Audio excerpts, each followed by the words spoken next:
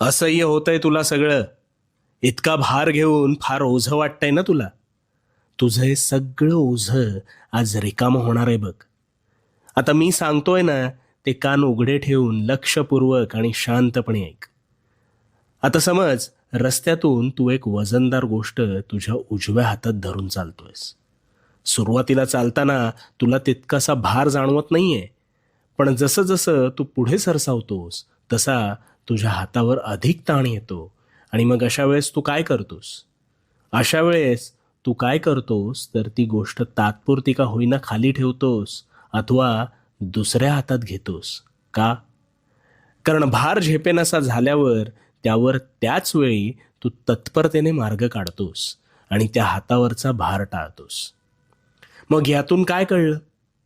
ज्यावेळी भार होतो असं वाटतं त्यावेळी त्याच वेळेस